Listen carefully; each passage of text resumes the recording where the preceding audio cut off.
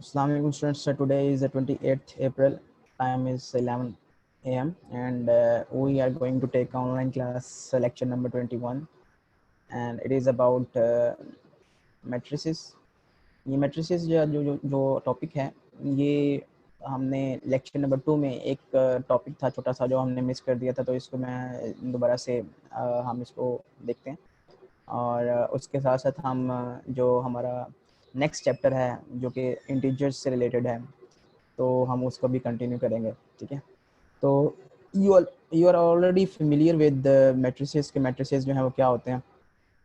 सो matrix जो है वो it is a combination of rose and columns. तो इसमें हमारे पास रोज होती हैं और कॉलम्स होते हैं। तो अगर हमारे पास m रोज हैं और n कॉलम्स हैं तो हम उसको m multiply by n matrix की फॉर्म में रिप्रेजेंट करते हैं। मींस m जो है वो रोज को रिप्रेजेंट करता है और क्रॉस के बाद जो n है वो कॉलम्स को रिप्रेजेंट करता है।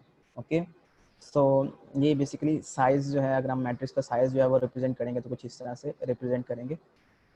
ठीक है, सो मैट्रिक्स की प्लूरल जो है वो मैट्रिसेस है। वैसे इसको मैट्रिक्स कहते हैं। मैट्रिक्स इज अ रेक्टेंगुलर अरे ऑफ नंबर्स। ये नंबर्स हैं जो कि हम एक रेक्टेंगुलर अरे की फॉर्म में रिप्रेजेंट करते हैं।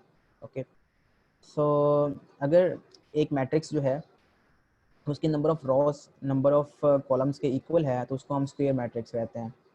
स्क्वायर मैट्रिक्स जो है उसमें सेम नंबर ऑफ रॉज और सेम नंबर ऑफ कॉलम्स होते हैं, तो वो ऐसा मैट्रिक्स जो है वो स्क्वायर मैट्रिक्स कहलाता है। ओके, और अगर दो मैट्रिसेस जो हैं उनके नंबर ऑफ रॉज भी सेम है, नंबर ऑफ कॉलम्स भी सेम है और उनकी कॉरस्पॉन्डिंग वैल्यूज भी सेम है, ठीक है, तो उसको हम इक्वल मैट्रिक्स कहते हैं।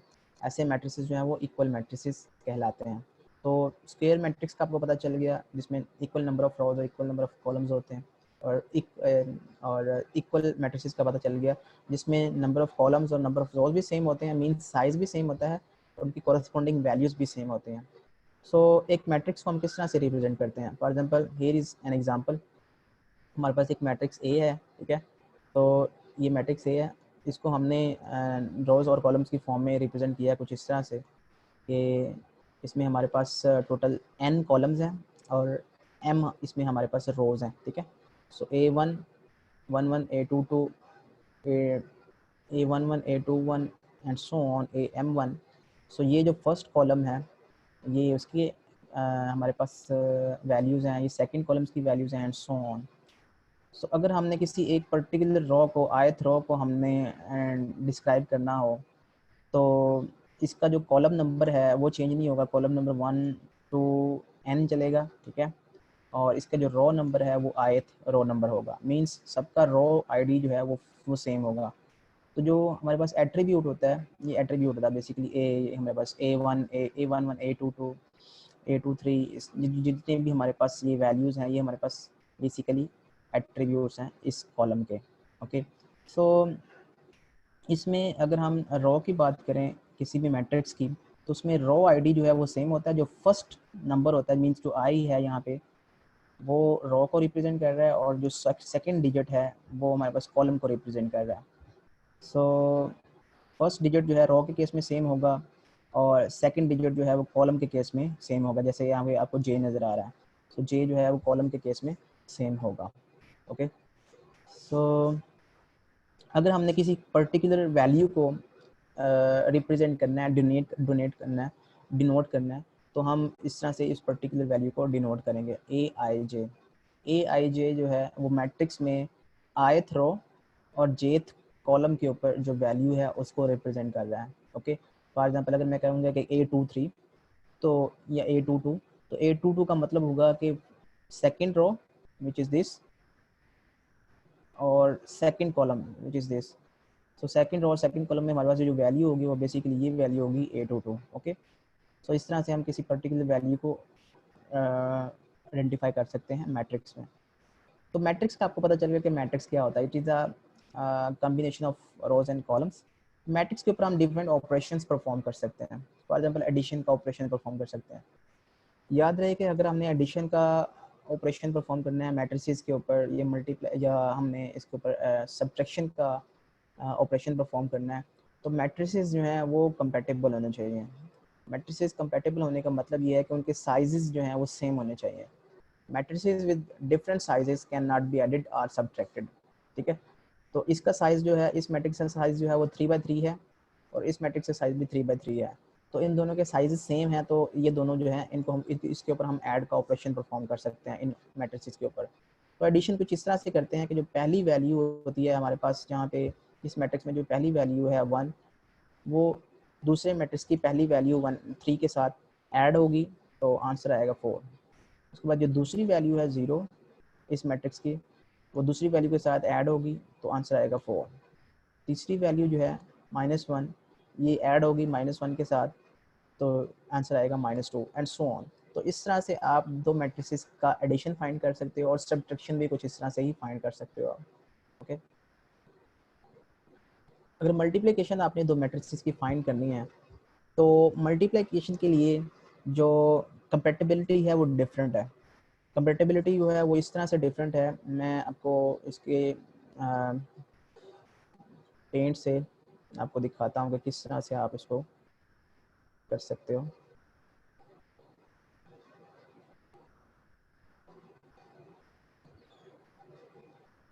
सो अगर आपके पास एक मैट्रिक्स है और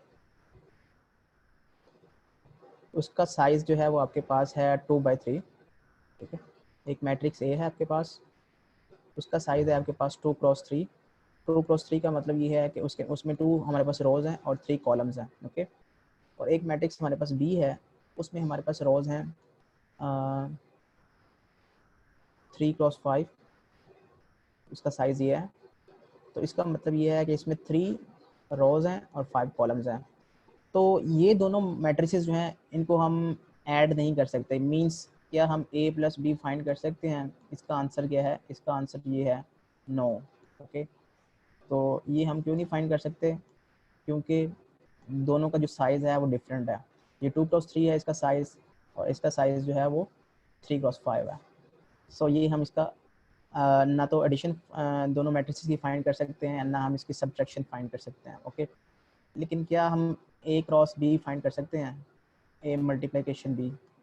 सो इसका आंसर है यस, वी कैन फाइंड इस मल्टीप्लिकेशन, बिकॉज एडिशन मल्टीप्लिकेशन के लिए जो फर्स्ट कॉलम है, फर्स्ट जो मैट्रिक्स है हमारे पास, फर्स्ट मैट्रिक्स का जो नंबर ऑफ कॉलम्स हैं वो दूसरे मैट्रिक्स के नंबर ऑफ रोज के सेम होने चाहिए। ओके, मींस अगर ये दोनों वैल्यूज जो हैं वो सेम हैं, दैट मीन्स कि हम जो है a क्रॉस b जो है वो फाइंड कर सकते हैं।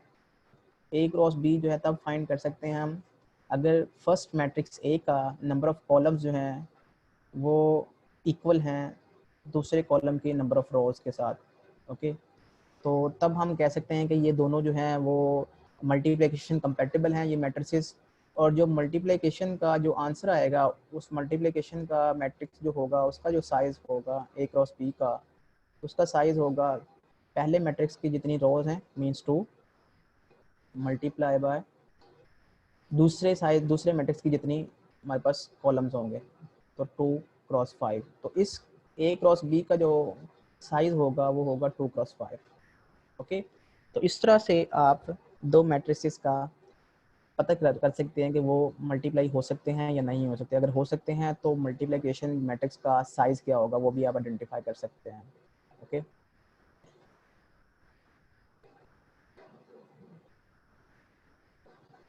सो यहाँ पे आपके पास ये मैट्रिक्स है, इसका साइज़ है, इसमें 4 रोज़ हैं और 3 कॉलम्स हैं, तो 4/3 है इसका साइज़।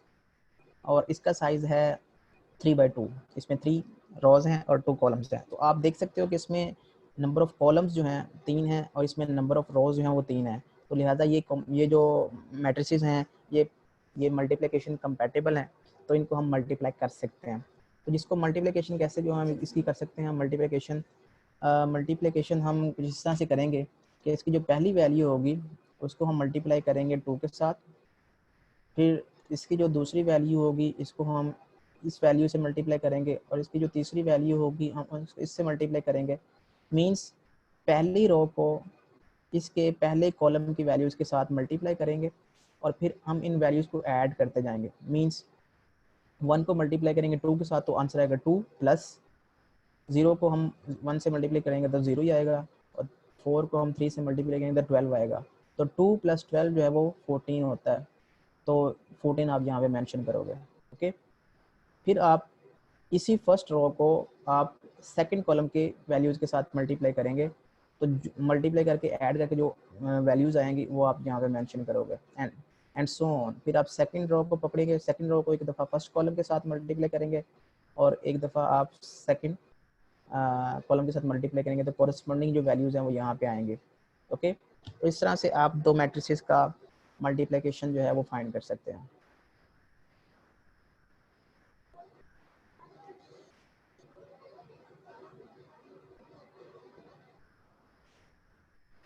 अगर मैं कहूँ कि इसका आपने मल्टीप्लिकेशन फाइंड करना है तो इट्स वेरी इजी।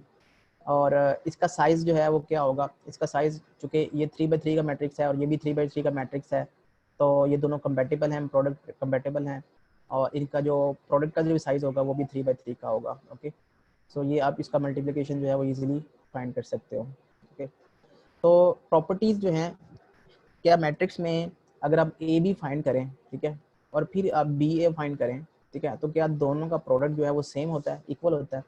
तो आंसर इज़ नो। ओके, कि ज़रूरी नहीं है कि मल्टीप्लिकेशन जो है जब आप करें तो ए क्रॉस बी करें और फिर बी क्रॉस ए करें तो दोनों इक्वल आएँ। तो आप ये दो सेट ले सकते हो, इसको मल्टीप्लाई करके देख सकते हो आप। इसको जब आप मल्टीप्लाई करेंगे तो ए क्रॉस बी जो है वो आपके पास आएगा कुछ इस तरह से। कैसे? ये आप इजीली मल्टीप्लाई कर सकते हो कि जैसे फर्स्ट को आपने मल्टीप्लाई करना है 2 के साथ, तो आंसर आएगा 2, प्लस 1 को आपने मल्टीप्लाई करना है 1 के साथ, तो 2 + 1 = 3। ये 3 एंट्री यहाँ पे आएगी। फिर आपने इस रो को मल्टीप्लाई करना है इस कॉलम के साथ, तो आंसर आएगा 2 ऐड करके, तो आप यहाँ पे 2 यहाँ पे मेंशन करोगे, यहाँ पे, एंड सो ऑन। तो इस तरह से आप जो है इसको मल्टीप्लिकेशन फाइंड कर सकते हो। और ए बी फाइंड कर लें और फिर आप बी ए फाइंड कर लें, तो बी ए फाइंड करेंगे तो वो बी ए जो है इसके इक्वल नहीं आएगा, आप देख सकते हो। ठीक है, तो ये प्रॉपर्टी है मैट्रिक्स की। तो आपको एडिशन, सब्ट्रैक्शन, मल्टीप्लिकेशन ये आपको फाइंड करना है। दीज आर डिफरेंट ऑपरेशंस जो कि हम मैट्रिसेस के ऊपर अप्लाई कर सकते हैं। यहाँ पे हम देख सकते हैं कि हमारे पास जो आंसर आया है ए बी का आंसर ये है हमारे पास, और बी ए का आंसर जो है वो हमारे पास ये है। तो दोनों जो हम दो मैट्रिसेस हैं उनकी वैल्यूज जो हैं वो डिफरेंट है। दो मैट्रिसेस तब इक्वल होंगे जब उनका साइज भी सेम होगा और उनकी कॉरेस्पॉन्डिंग वैल्यूज भी सेम होंगी। जैसे यहाँ पे 3 है तो यहाँ पे भी 3 होना चाहिए। अगर एक भी वैल्यू जो है वो डिफरेंट है तो दोनों मैट्रिक्स जो हैं वो नॉट इक्वल होंगे। ओके, अब किसी भी मैट्रिक्स का कुछ कुछ स्पेशल मैट्रिक्सेस होते हैं, उनको हम जो है ना उनको स्पेशल नेम्स हैं। जैसे एक मैट्रिक्स होता है उसको हम कहते हैं आइडेंटिटी मैट्रिक्स। आइडेंटिटी मैट्रिक्स जो है वो उसकी वैल्यू जो है वो ज़ीरोज़ होती हैं, एक्सेप्ट उसकी सारी वैल्यू ज़ीरो होती हैं एक्सेप्ट कि जो उस जहाँ पे जो रो है वो रो नंबर है वो कॉलम नंबर के बराबर होता है। मींस जहाँ पे ये यहाँ पे रो नंबर भी 0 है और कॉलम नंबर भी 0 है। यहाँ पे रो नंबर 1 है और कॉलम नंबर भी 1 है। यहाँ पे रो नंबर जो है वो n है सपोज, और कॉलम नंबर भी n है।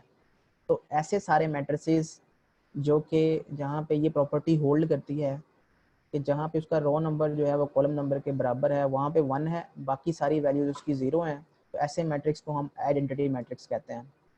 ओके, आइडेंटिटी मैट्रिक्स जो है वो उसकी कुछ प्रॉपर्टीज़ हैं। वो ये प्रॉपर्टी है कि आप आइडेंटिटी मैट्रिक्स को किसी भी मैट्रिक्स से मल्टीप्लाई करें तो वही मैट्रिक्स जो है उसका आंसर आ जाता है।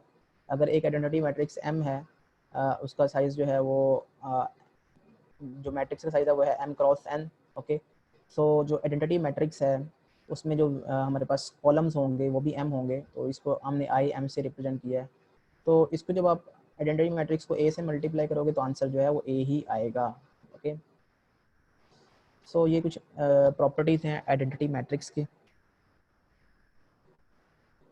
अगर आपने ए स्क्वायर फाइंड करना है, ठीक है, तो आप ए को 2 टाइम्स मल्टीप्लाई करेंगे। अगर आपने ए क्यूब फाइंड करना है तो आप ए को 3 टाइम्स मल्टीप्लाई करेंगे। ठीक है, अगर आपने ए आर फाइंड करना है, आर जो है वो कुछ भी हो सकता है, स्क्वायर भी हो सकता है, क्यूब भी हो सकता है, 4 5 जितनी जितनी पावर आप लेना चाहते हो। तो A5 अगर आप फाइंड करना चाहते हो तो आप A को 5 टाइम्स जो है वो मल्टीप्लाई करेंगे। तो पावर्स ऑफ स्क्वायर्स जो है वो मैट्रिक्स जो है वो इस तरह से आप फाइंड कर सकते हो। ओके, तो आपने सब्ट्रैक्शन, एडिशन, मल्टीप्लिकेशन और पावर जो है वो फाइंड कर ली कि वो किस तरह से हम किसी भी मैट्रिक्स की फाइंड कर सकते हैं।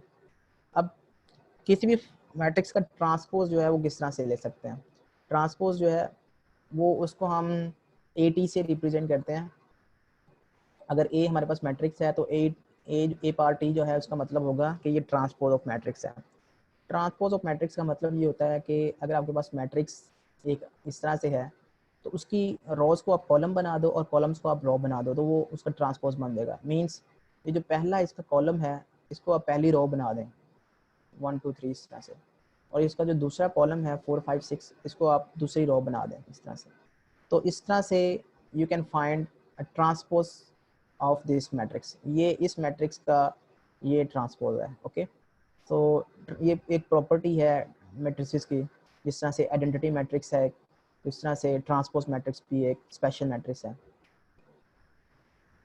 अब अगर आपने किसी भी मैट्रिक्स का इन्वर्स फाइंड करना है तो वो आप किस तरह से फाइंड करना है। याद रहे कि अगर एक मैट्रिक्स है, ठीक है, और उसका डिटर्मिनेंट जो है वो ज़ीरो है, ज़ीरो नहीं है, तो आप उसका इन्वर्स फाइंड कर सकते हो। डिटर्मिनेंट क्या होता है उसको अभी हम देखते हैं। सो यहाँ पे इस स्लाइड में डिटर्मिनेंट की एग्जांपल नहीं दी गई, लेकिन अगर आप एक मैट्रिक्स को उसके इन्वर्स से मल्टीप्लाई करते हैं तो आंसर आता है आइडेंटिटी मैट्रिक्स। ओके, तो किसी भी मैट्रिक्स का इन्वर्स फाइंड करने की किस तरह से फाइंड कर सकते हैं, तो ये मैं इसको हम देखते हैं पेंट पे।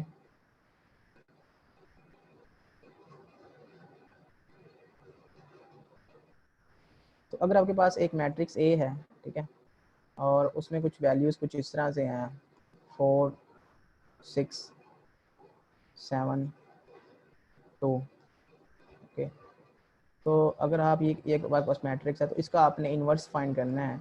तो इन्वर्स जो है वो कैसे फाइंड करते हैं, तो इन्वर्स जो है वो कुछ इस तरह से फाइंड करते हैं। इन्वर्स ऑफ ए जो है वो इक्वल टू होता है 1 ओवर डिटर्मिनेंट ऑफ ए, और उसके बाद आप जो है इसकी वैल्यूज़ कुछ इस तरह से लिखते हैं कि इन दोनों की आप जो है वो पोजीशन चेंज करते हैं यहाँ पे, ठीक है, और इन दोनों वैल्यूज़ की आप इनके साथ आप इनका साइन चेंज करते हो।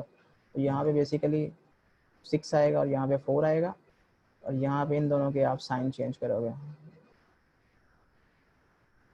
तो डिटर्मिनेंट ऑफ ए जो है वो किसके इक्वल होता है, डिटर्मिनेंट ऑफ ए जो है वो इक्वल होता है, आप इस तरह से डिटर्मिनेंट फाइंड कर सकते हो 4 7 2 6। इसमें होता ही है कि आप इनको क्रॉस मल्टीप्लाई करें माइनस इनको क्रॉस मल्टीप्लाई करें, तो आंसर आएगा 6 को जब हम 4 से मल्टीप्लाई करेंगे तो आंसर आएगा 24, माइनस 7 को जब हम 2 से मल्टीप्लाई करेंगे तो आंसर आएगा 14, तो आंसर आएगा 10। तो डिटर्मिनेंट जो है वो आपके पास यहाँ पे क्या है, डिटर्मिनेंट है 10। तो 1 ओवर 10 आगे जो है आप ये वाली वैल्यूज आप इस तरह से आगे मेंशन कर सकते हो 6 माइनस 7 माइनस 2 एंड 4। तो ये है आपके पास, दिस इज इन्वर्स ऑफ ए। ठीक है, अगर आप 10 को आप अंदर प्रोपोगेट कर दो, ठीक है, तो आप लिख सकते हो 6/10 माइनस 2/10 4/10 और माइनस 7/10।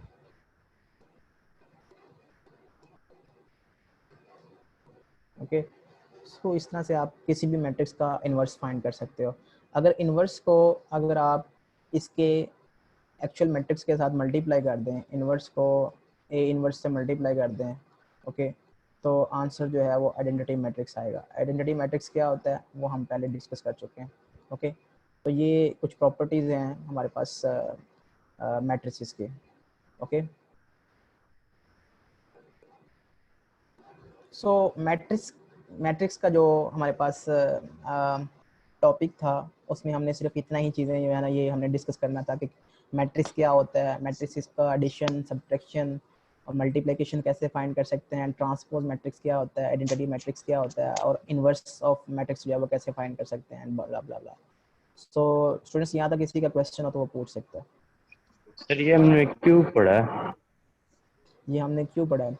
हम बेसिकली डिस्क्रीट स्ट्रक्चर का कोर्स जो है वो पढ़ रहे हैं। तो डिस्क्रीट स्ट्रक्चर के कोर्स में हमने जितने भी मैथमेटिक्स, डिफरेंट मैथमेटिक्स के टॉपिक्स हैं वो हम एज ए टूल जो है वो उनको डिस्कस करते हैं। क्यों डिस्कस करते हैं?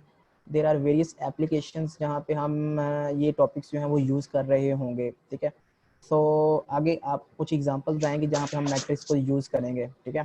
तो अगर आपको मैट्रिक्स की प्रॉपर्टीज़, मैट्रिक्स के ऑपरेशंस क्लियर होंगे तो आप उन एप्लीकेशंस को इजीली जो है वो सॉल्व कर सकते हैं। कंप्यूटर में साइंस का यूज है। ओके, नेक्स्ट जो स्टूडेंट्स टॉपिक है, वो चैप्टर नंबर जो हम डिस्कस करने जा रहे हैं वो है इंटीजर से रिलेटेड। जब बहुत इजी टॉपिक है, तो अब हम मुश्किल टॉपिक से इजी टॉपिक्स की तरफ आ गए हैं कि आप किस तरह से इंटीजर्स और उनकी प्रॉपर्टीज़ को डिस्कस करते हैं इस लेक्चर में, ठीक है। So you know this is all about number theory. Number three जो है वो एक स्पेशल ब्रांच है मैथमेटिक्स में जो कि इंटीजर्स और उसकी प्रॉपर्टीज़ को एक्सप्लोर करती है, ठीक है। सो इंटीजर्स यू नो कि अगर आपने सेट ऑफ इंटीजर्स को रिप्रेजेंट करना है तो हम उसको जी से डिनोट कर सकते हैं। और सेट ऑफ इंटीजर्स जो है उसमें सारी की सारी वैल्यूज़ जो हैं वो ऑल पॉजिटिव और नेगेटिव वैल्यूज़ जो हैं वो इसमें इंक्लूडेड होती हैं। उसको हम सेट ऑफ इंटीजर्स कहते हैं। अगर जी के ऊपर हम प्लस का सिंबल लगा दें तो इसका मतलब होगा set of all positive integers. तो ज़ीरो जो है वो ना तो पॉजिटिव इंटीजर है ना वो नेगेटिव इंटीजर है। तो ज़ीरो जो है इसमें पॉजिटिव इंटीजर्स में नहीं आएगा। अब ये जो नंबर थ्योरी है वो आप कहेंगे कि आप क्यों डिस्कस करते हैं। तो नंबर थ्योरी अगर आपको आती है तो आप इसको मैनी एप्लीकेशंस में, कंप्यूटर साइंस की बहुत सारी एप्लीकेशन में नंबर थ्योरी जो है वो यूज़ होती है, ठीक है। इसकी एग्जांपल्स इसी स्लाइड्स में भी हैं, ठीक है। तो फॉर एग्जांपल अगर हमने स्टोरेज और ऑर्गेनाइजेशन करनी है डेटा को, तो अगर आपको नंबर थ्योरी क्लियर है तो आप एफिशिएंटली डेटा को स्टोर कर सकते हैं, ठीक है। और इंक्रिप्शन डिक्रिप्शन में हम इसको नंबर थ्योरी को यूज़ करते हैं। इंक्रिप्शन क्यों करते हैं? हम इंफॉर्मेशन सिक्योरिटी के लिए। अगर आपने अपनी इंफॉर्मेशन सिक्योर करनी है, आप अपने डेटा स्टोर करना है और आप चाहते हो कि सिर्फ आप ही इसको रीड आउट कर सको, कोई और इसको रीड आउट ना कर सके, तो आप इसको इनक्रिप्ट करके रखते हो। तो फिर जब आपने उसको रीड करना होता है तो आपको पता होता है कि आपने इसको किस तरह से इनक्रिप्ट किया है, तो आप उसको डिक्रिप्ट कर लेते हो। तो आप फिर आप इन्फॉर्मेशन जो है वो सिक्योर रहती है, सेव रहती है, दूसरे जो है ना उस इन्फॉर्मेशन को रीड आउट नहीं कर सकते, ठीक है। तो ये इसके अलावा एरर कोडिंग कोड्स, ये एरर कोडिंग कोड्स जो हैं वो कम्युनिकेशंस में यूज़ होते हैं, नेटवर्क कम्युनिकेशन में। जब आप एक कंप्यूटर से जब मैसेज जो है वो दूसरे कंप्यूटर के ऊपर सेंड करते हैं तो कैसे पता चलेगा कि मैसेज जो है वो करेक्टली जो रिसीवर है उसको रिसीव हो गया? तो there are some error handling codes जिसको हम एरर हैंडलिंग एल्गोरिथम्स कहते हैं। वो एल्गोरिथम जो है वो टोटली इनकी इंटीजर्स के ऊपर बेस कर रहे होते हैं, ठीक है, इंटीजर नंबर थियरी के ऊपर, ओके। और कुछ रैंडम जनरेटर्स होते हैं, random number generators. For example 0 से n के दरमियान आपने कोई नंबर जो है वो रैंडमली जनरेट करने हैं। फॉर एग्जांपल आपने कोई लॉटरी निकालनी है तो उस केस में हमें ये रैंडम नंबर जनरेटर की ज़रूरत पड़ती है। या जैसे हज की टिकट्स हैं वो निकालनी है, तो टिकट नंबर है हमारे पास 0 से 1 लाख तक, तो हमने सिर्फ 10,000 लोगों को हज पे भेजना है। तो उनमें से हमने रैंडमली एक नंबर जनरेट करते जाएंगे, तो वो जिन जिन के नंबर्स निकलते जाएंगे, टिकट नंबर्स, वो हज के लिए क्वालिफाई कर लेंगे। तो ये वो एप्लीकेशंस हैं जहाँ पे हम नंबर थ्योरी जो है वो यूज़ करते हैं, ओके। सो सबसे पहले जो नंबर थ्योरी में जो ऑपरेशन है वो है डिवीजन का। अगर आपके पास दो नंबर्स हैं, दो इंटीजर्स हैं, ठीक है, ए और बी, तो हम कब कहेंगे कि A is divisible by 5? A is divisible by 5 या तब होगा जब बी जो है वो ए को डिवाइड कर देगा, ठीक है। मीन्स यहाँ पे है 24, 24 एक नंबर है, क्या ये 4 पे डिवाइड हो जाएगा? तो आंसर इज़ यस। तो हम कहेंगे कि 24 इज़ डिविजिबल बाय 5 और 4, ओके। सो अब डिविजिबल का आपको क्लियर हो जाना चाहिए कि डिविजिबल का मतलब क्या है। 24 इज डिविजिबल बाय 4, ओके। और इसको 4 को हम कह सकते हैं this is a divisor. 4 is a divisor of 24। और 4 इज अ फैक्टर ऑफ 25। तो 4 जो है वो फैक्टर भी है और वो डिवाइजर भी है 24 का। ये टर्म्स हम बार बार यूज करेंगे, ये टर्म्स आपको 100% क्लियर होने चाहिए, ठीक है। टर्म्स का मतलब क्या है? टर्म्स का मतलब ये है 4 is a factor of 24 and 4 is a divisor of 24। तो ये दो टर्म्स जो हैं वो डिवाइजर के लिए यूज करते हैं, फैक्टर के लिए यूज करते हैं, और ये दो टर्म्स हम इसके लिए भी यूज करते हैं। 24 इज डिविजिबल बाय 4 और 24 इज मल्टीपल ऑफ 4, इसको हम ये भी कहते हैं। 24 को मल्टीपल भी कहते हैं और डिविजिबल भी कहते हैं। यहाँ पे उसने मेंशन किया हुआ है कि 4 is a factor of 24 and 24 is multiple of 4। Okay, तो ये जो है ना, इसमें अब यहाँ पे अगर आपने इसको रीड करना है, इसको रीड करना है, तो इसका मतलब जो है वो इस तरह से होगा 4 इज द फैक्टर ऑफ 24। इस तरह से भी आप इसको रीड कर सकते हो, ठीक है। अगर आपने इस डायरेक्शन में आपने रीड करना है, अगर आपने रिवर्स डायरेक्शन में रीड करना है तो इसका मतलब होगा 24 इज मल्टीपल ऑफ 24। ओके, सो क्या ये इसका आंसर ट्रू, ये ट्रू है?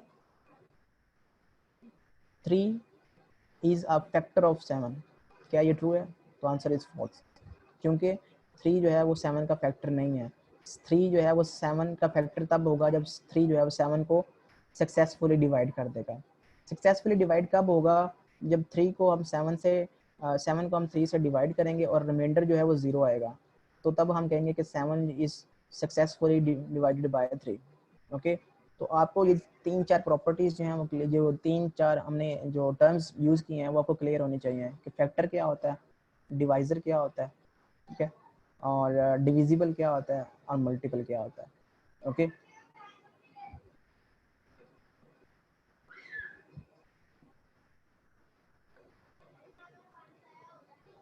सो इस टर्म को हम क्या कहेंगे? 1 इज फैक्टर ऑफ 2, यस। इसको हम कहेंगे क्या? 2 is factor of 2, yes. 1 is factor of 3, yes. And 3 is factor of 3, yes. तो ये सारे के सारे फैक्टर्स जो हैं, ये सारी की सारी जो टर्म्स हैं, ये इनके आंसर जो हैं वो ट्रू हैं। ओके, अब हम एक इंटीजर्स की एक प्रॉपर्टी है, उसमें कुछ इंटीजर्स जो हैं उनको प्राइम नंबर्स कहते हैं। Prime numbers are those integers जिनके एग्जैक्टली 2 फैक्टर्स होते हैं। Prime numbers are those integers which have only exactly 2 factors। Means एक वो अपने आप जो है अपने आप को डिवाइड कर रहा होता है, वो फैक्टर होता है, ठीक है, वो नंबर होता है, और एक 1 होता है, ठीक है। फॉर एग्जाम्पल 7 है, तो 7 के 2 फैक्टर होंगे, एक तो 7 होगा, 7 इसको डिवाइड कर सकता है, और एक इसको 1 डिवाइड कर सकता है। तो ऐसे सारे नंबर्स, ऐसे सारे positive integers, all positive integers जिसको हम जिनके सिर्फ 2 फैक्टर्स होते हैं, एक अपने आप, एक खुद वो नंबर, और एक 1, तो वो सारे जो नंबर्स हैं वो प्राइम नंबर्स होंगे। ओके, तो 2 3 5 7 11 13 17, ये सारे सारे जो है ना, ये हमारे पास 19, ये हमारे पास प्राइम नंबर्स हैं। ओके, तो आपको एटलीस्ट पहले फर्स्ट 10 प्राइम नंबर्स जो हैं उनकी लिस्ट का आपको पता होना चाहिए कि कौन कौन से प्राइम नंबर्स फर्स्ट 10 लिस्ट में एग्जिस्ट करते हैं।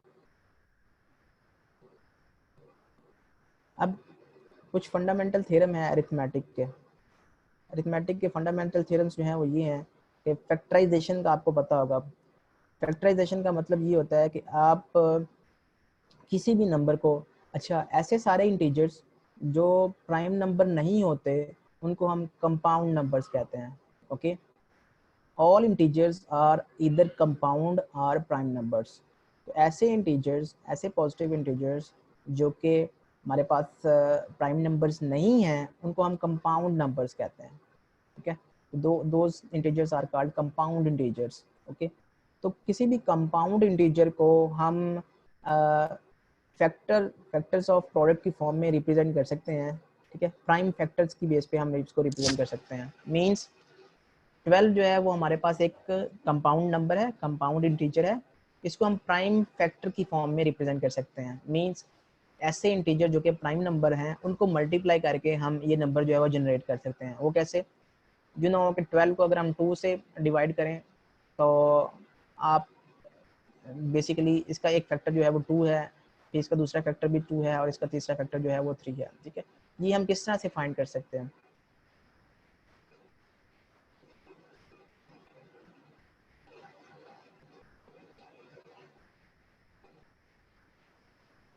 अगर हमने 12 का प्राइम फैक्टराइजेशन करनी है, ठीक है, तो 12 को प्राइम फैक्टराइजेशन का मतलब ये है कि हमारे पास जो प्राइम नंबर्स हैं हमने बेसिकली इनको यूज़ करते हुए 2, 3, 5, 7, 11, 13, 17, 19 एंड सो ऑन। तो ये वो प्राइम नंबर्स हैं जो कि इस हमने इसको फैक्टर ऑफ प्राइम नंबर्स की फॉर्म में रिप्रेजेंट करना है। तो सबसे पहले आप क्या करें, आप सबसे पहले इसको स्मॉलेस्ट प्राइम नंबर से डिवाइड करें। तो स्मॉलेस्ट प्राइम नंबर से डिवाइड करेंगे तो हम लिख सकते हैं कि 12 को हम लिख सकते हैं 6 मल्टीप्लाई बाई 2। ओके, ये 2 जो है इसका फैक्टर है। ओके, तो अब हम 2 को फर्दर जो है वो डिवाइड करने की ज़रूरत नहीं है, ये एक प्राइम नंबर है, ठीक है।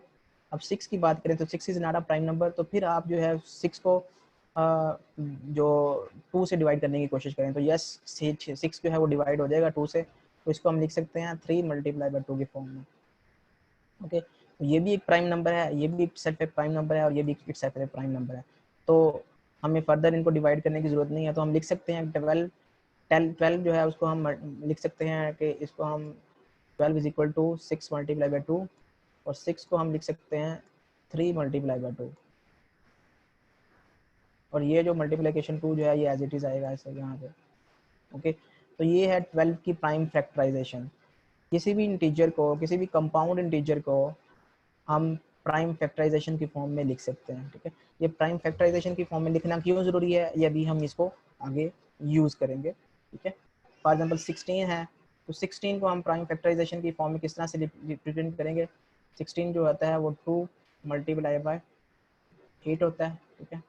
और 8 को फर्दर हम डिवाइड करेंगे, 8 प्राइम नंबर नहीं है, तो ये होता है 2 मल्टीप्लाई बाय 4, और 4 जो है वो प्राइम नंबर नहीं है, तो इसको हम फर्दर डिवाइड करेंगे प्राइम नंबर से 2 मल्टीप्लाई बाय 2। तो इस तरह से जो 16 होगा वो इक्वल टू होगा 2 multiply by 2 multiply by 2 multiply by 2। तो 16 को हम इस तरह से प्राइम फैक्टराइजेशन के फॉर्म में रिप्रेजेंट कर सकते हैं। तो आपको प्राइम फैक्टर जो है ना वो किसी भी इंटीजर के बनाने आने चाहिए।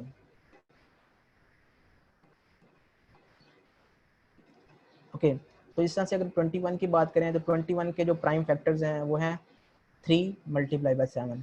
ओके, अब अगर आपके पास दो इंटीजर्स हैं तो compound prime integer prime numbers की बात होगी और कंपोजिट इंटीजर्स की बात हो गई। ओके, सो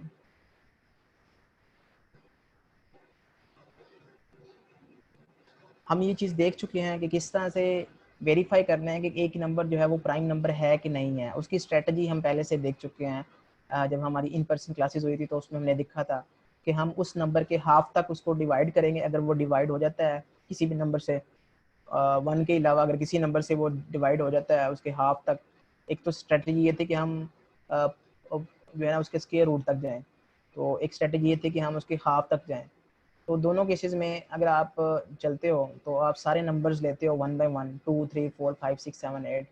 फॉर एग्जाम्पल 19 को आपने देखना है कि वो प्राइम नंबर है कि नहीं है, तो 19 के आप हाफ तक जो है, 19 का हाफ है और हाफ इंटीजर जो है वो अगर आप उसको राउंड कर लें तो 9 बनेगा। तो 2 से डिवाइड करें 19 को, फिर 3 से डिवाइड करेंगे, फिर 4, 5, 6, 7, 8, 9। तो अगर इन सारे इंटीजर से 19 डिवाइड नहीं होगा तो 19 को हम डिक्लेयर कर देंगे कि 19 इज अ प्राइम नंबर, ठीक है। एक तो ये स्ट्रेटजी है। दूसरी स्ट्रेटजी ये है कि आप 19 का स्क्वायर रूट लें, अंडर रूट लें। तो 19 का अंडर रूट लेंगे तो वो 4 से ज़्यादा होगा और 5 से कम होगा, तो हम 5 ले लेते हैं राउंड करके, 5 इंटीजर कर लेते हैं। तो हम 2 से पहले डिवाइड करेंगे 19 को, फिर 3 से करेंगे, फिर 4 से करेंगे, फिर 5 से करेंगे। तो हमें पता चल जाएगा कि 19 जो है वो हमारा प्राइम नंबर है क्योंकि किसी से डिवाइड नहीं होगा। ओके, तो मैं दोबारा से आपको ये बता देता हूँ कि अगर आपने किसी भी इंटीजर का पता करना है कि वो प्राइम नंबर है या नहीं है, तो आप किस तरह से पता करेंगे।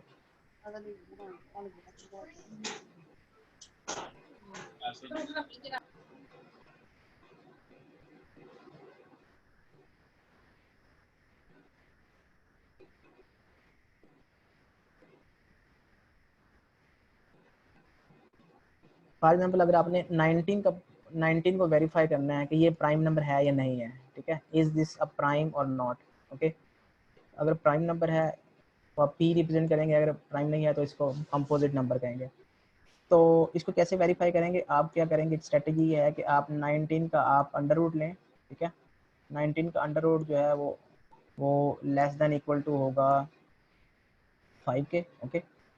सो लेस देन इक्वल टू 5, तो हम 5 तक ना, हम 2 से 5 तक सारे नंबर्स लेंगे और हम 19 को इन नंबर से डिवाइड करेंगे, ओके।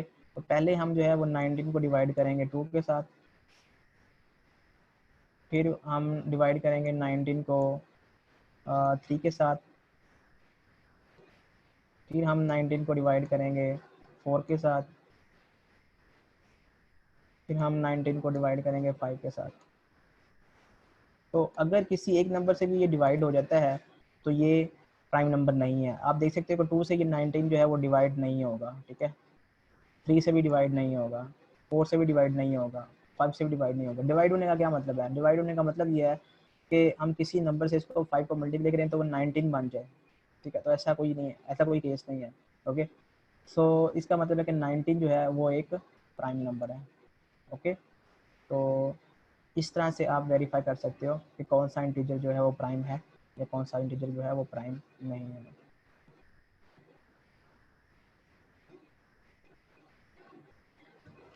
नेक्स्ट जो है वो है डिवीजन।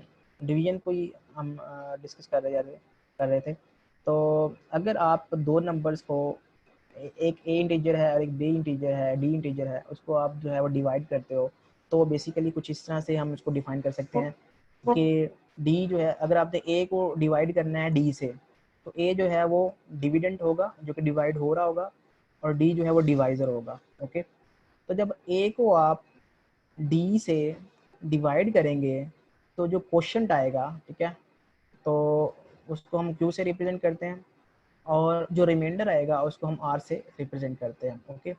सो हम इसकी एक इक्वेशन बना सकते हैं। इक्वेशन कुछ इस तरह से बनेगी कि हम, जो हमारे पास ए होगा, जो डिविडेंट होगा, वो अगर हम डिवाइजर को क्वोशंट के साथ मल्टीप्लाई करें और रिमाइंडर ऐड करें तो ये डिविडेंड के इक्वल होता है। वो किस तरह से, मैं दोबारा से नोटपैड से आपको बताता हूँ।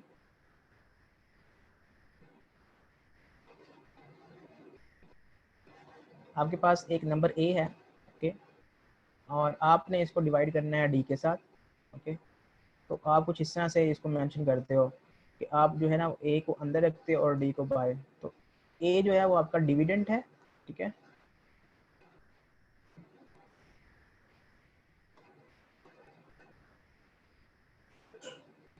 और डी जो है वो आपका डिवाइजर है,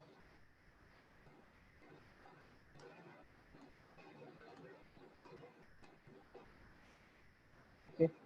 सो अगर ये ए जो है हम डी से डिवाइड करते हैं तो यहाँ पे कोई क्वोशंट आएगा जिसको हम क्यू से रिप्रेजेंट करेंगे, और यहाँ पे कोई रिमाइंडर आ सकता है, ठीक है, जिसको हम आर कहेंगे, ठीक है। तो एक कोई इक्वेशन बनती है कि एक जो वैल्यू है वो किसके इक्वल होगी, एक ही वैल्यू जो है वो इन दोनों को अगर आप मल्टीप्लाई करें, ठीक है, और इसमें प्लस जो है वो आर कर दें तो ये एक इक्वल आ जाएंगे, ठीक है। तो अगर आप डी को क्यू के साथ मल्टीप्लाई करें और प्लस आर करें तो ये ए जो है आपका जो डिविडेंड है वो basically quotient multiply by divisor plus remainder के इक्वल होता है। ये इक्वेशन बड़ी इंपॉर्टेंट है, ये हम बहुत सारी एप्लीकेशंस में हम ये इक्वेशन को यूज़ करते हैं, ठीक है। तो इस वजह से हमें इसको अंडरस्टैंड करने की ज़रूरत है।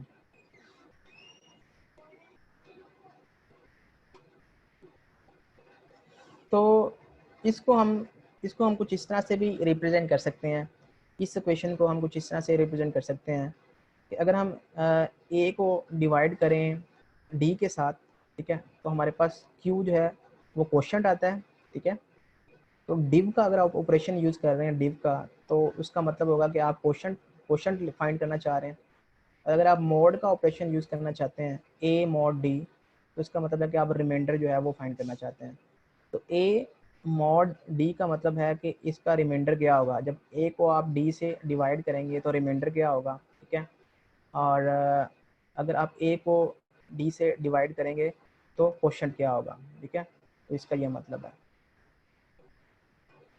तो इसका अगर आपको आप आंसर देखना चाहते हो, इसका आंसर क्या है 14 डिव 3, तो इसका मतलब है कि आप डिवीजन जो है इसका आंसर आएगा 4, okay.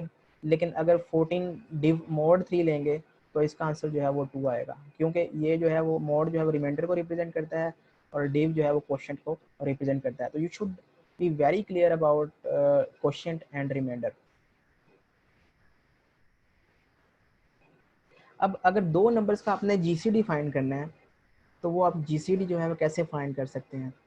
GCD stands for greatest common divisor, ठीक है। तो ग्रेटेस्ट कॉमन डिवाइजर का अगर आपने दो आप फाइंड करना है, दो इंटीजर्स का, दो नंबर्स का, तो आप किस तरह से फाइंड कर सकते हो। तो let me take example.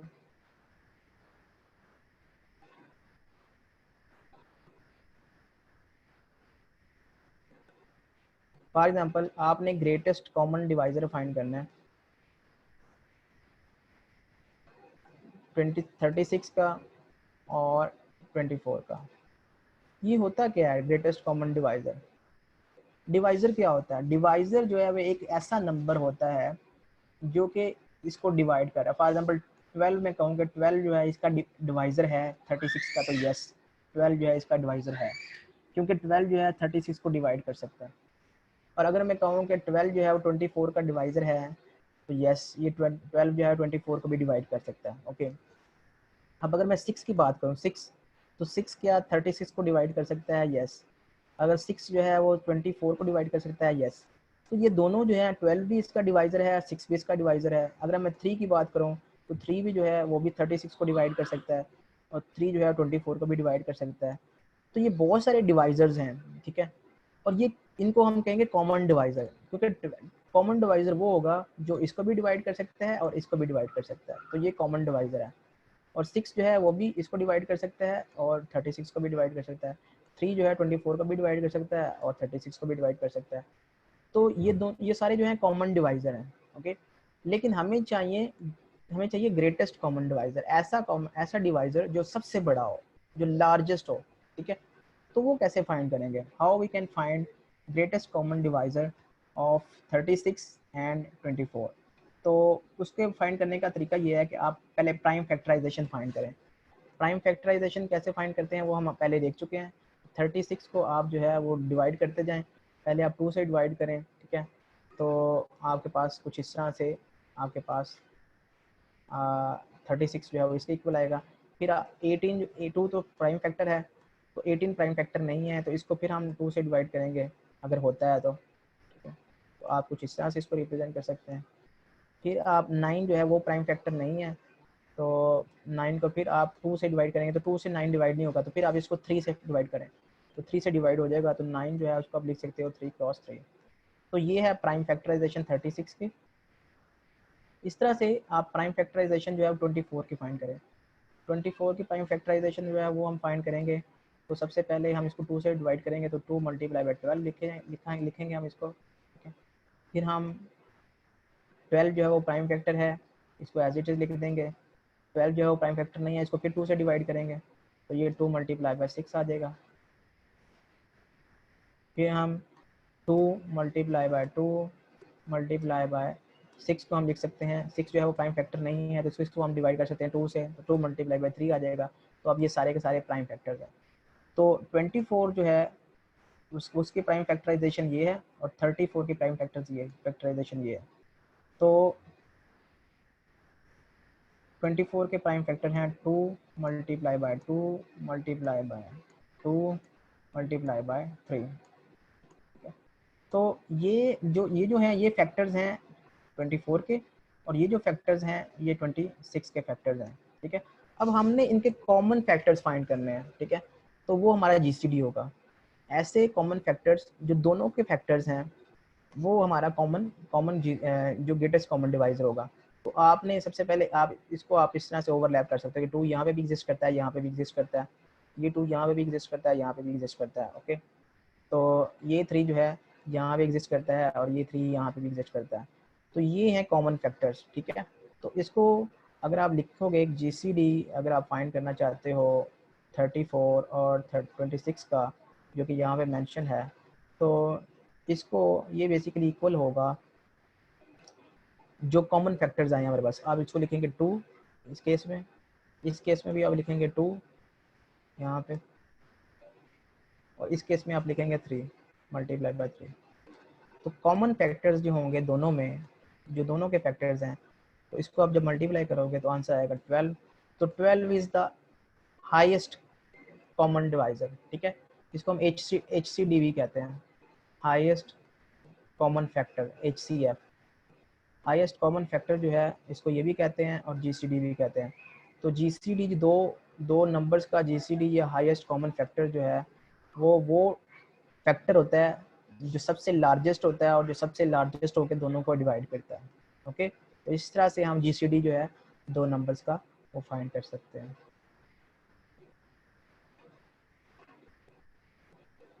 Okay, तो इस तरह से ही उसने यहाँ पे जीसीडी जो है वो फाइंड किया हुआ है, जिस तरह से मैंने आपको एग्जांपल के तौर पे बताया है। ओके, तो इसका जीसीडी जो है उसने 12 निकाला है, हमने भी इसका जीसीडी जो है वो 12 फाइंड किया था। नेक्स्ट जो टर्म है वह है लीस्ट कॉमन मल्टीपल। ये चीज़ें हम इस वजह से डिस्कस कर रहे हैं कि ये बेसिक बिल्डिंग ब्लॉक है नंबर थ्योरी का। अगर जितनी ज़्यादा चीज़ें आपको ये क्लियर होंगी, नंबर सेंस जितनी ज़्यादा आपको क्लियर होगी, उतना ही ज़्यादा आप नंबर थ्योरी में अच्छा परफॉर्म कर सकते हैं, ठीक है। उतनी एफिशिएंटली आप जो है अपना काम मुकम्मल कर सकते हैं, कंप्लीट कर सकते हैं। So least common multiple, least common multiple का मतलब क्या होता है? दो नंबर्स का अगर आपने मल्टीपल फाइंड करना है, लाइक 12 और 9 का मल्टीपल फाइंड करना है, तो मल्टीपल का मतलब क्या है?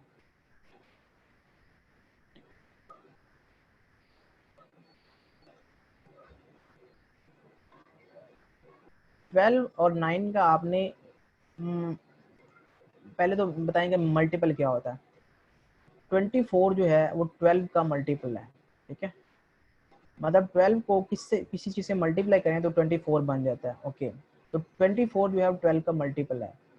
36 जो है वो 12 का मल्टीपल है, ठीक है। 48 जो है वो 12 का मल्टीपल है, ठीक है। इवन के जो 12 है वो भी 12 का मल्टीपल है, ठीक है। 12 को अगर 1 से मल्टीप्लाई करें तो 12 बनता है, एंड सो। तो ये एक पूरी की पूरी लिस्ट है जो कि आपके पास नंबर्स की जो कि मल्टीपल है 12 के। इस तरह से 9 है, 9 का मल्टीपल जो है वो 9 भी होता है। 9 का मल्टीपल 18 भी होता है। 9 का मल्टीपल मल्टीपल जो है वो 27 भी होता है, 36 भी होता है, एंड सो एंड 45। ये सारे के सारे 9 के मल्टीपल्स हैं। तो हमने लीस्ट कॉमन मल्टीपल फाइंड करना है, लीस्ट कॉमन मल्टीपल, छोटे से छोटा कॉमन मल्टीपल, ठीक है। तो छोटे से छोटा मल्टीपल अगर आपने फाइंड करना है तो आप देखेंगे कि यहाँ पे तो 12 है, यहाँ पे 9 है, तो ये तो दोनों कॉमन मल्टीपल नहीं है। यहाँ पे 24 है और यहाँ पे 18 है, ये भी कॉमन मल्टीपल नहीं है, 24 इसमें नहीं आ रहा। 36 अगर आप देखें तो 36 यहाँ पे इस लिस्ट में आ रहा है। तो 36 जो है ये कॉमन मल्टीपल है। ये 36 जो है वो 12 का भी मल्टीपल है और 9 का भी मल्टीपल है। तो ये जो है लीस्ट कॉमन मल्टीपल है इसका, इन दोनों का। तो ये 36 कैसे आएगा?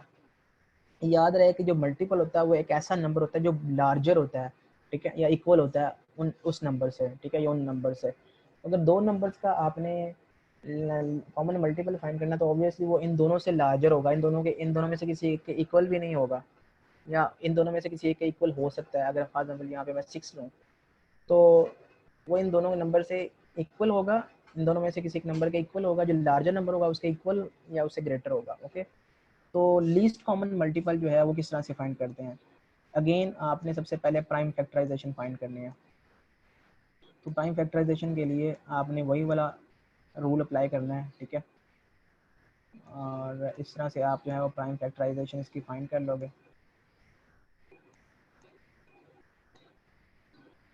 तो अगर हम 9 की बात करें तो 9 के जो प्राइम फैक्टर्स हैं वो हैं 3 मल्टीप्लाई बाय 3।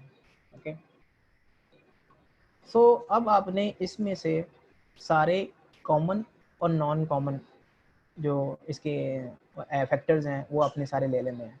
फॉर एग्जांपल ये जो है ये कॉमन फैक्टर है, ठीक है। तो ये आपने इस तरह से एक दफ़ा मेंशन करना है। बाकी जो है वो नॉन कॉमन फैक्टर्स हैं। तो जितने भी नॉन कॉमन फैक्टर्स हैं वो आपने एज इट इज़ लिखने हैं। जैसे ये 2 है, ठीक है, यानी कि 2 का मतलब ये 4 है, ठीक है। तो ये आपने यहाँ पे मेंशन करना है। और ये जो नॉन कॉमन है ये भी आपने मेंशन करना है यहाँ पे। तो जितने नॉन कॉमन और कॉमन फैक्टर्स होंगे वो सारे आपने, जो कॉमन होंगे वो आपने एक दफ़ा लिखने हैं, जो नॉन कॉमन होंगे वो सारे आपने इसके 12 के भी लिखने हैं और 9 के भी लिखने हैं, दोनों इंटीजर्स के आपने लिखने हैं। नॉन कॉमन दोनों के आएंगे, जो कॉमन होंगे वो एक दफ़ा आएंगे। तो ये आपके पास जो आंसर आएगा वो आएगा 9 multiply by 3, 3 multiply by 3 is equal to 9 multiply by 4 is equal to 36। तो 36 जो है वो एक ऐसा नंबर है जो कि जिसको 12 भी डिवाइड कर सकता है और 9 भी डिवाइड कर सकता है। मीन्स ये 36 जो है वो 12 का भी मल्टीपल है और 9 का भी मल्टीपल है, लेकिन ये लीस्ट कॉमन है। अब जो 72 है, 72 एक ऐसा नंबर है जो कि 12 से भी डिवाइड हो जाता है, ठीक है, और 9 से भी डिवाइड हो जाता है। तो ये भी इनका मल्टीपल है, 72 जो है वो भी 12 और 9 का मल्टीपल है, लेकिन ये लीस्ट नहीं है। लीस्ट का मतलब है जो छोटे से छोटा हो। तो ये बेसिकली 36 जो है वो इसका राइट आंसर है। ओके, तो इस तरह से आप ग्रेटेस्ट कॉमन डिवाइजर और लीस्ट कॉमन मल्टीपल जो है वो फाइंड कर सकते हैं यूजिंग प्राइम फैक्टराइजेशन।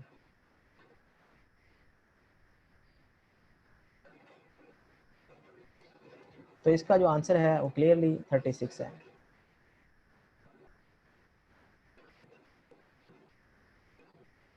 सो आप बजाय इसके कि आप ग्रेटेस्ट कॉमन डिवाइजर फैक्टराइजेशन से फाइंड करो, आप इसको एक एल्गोरिथम से फाइंड कर सकते हो जिसको हम कहते हैं एक्लिड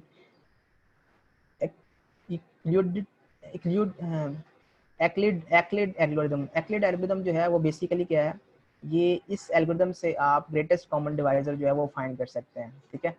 ये एक्लिडिस एक साइंटिस्ट आपने सुनना होगा, उसके नेम से आई है। तो ये किस तरह से वर्कआउट करता है ये हम इंशाल्लाह नेक्स्ट लेक्चर में हम यहाँ से डिस्कस करेंगे, स्टार्ट करेंगे। लेक्चर का टाइम जो है वो फिनिश हो चुका है।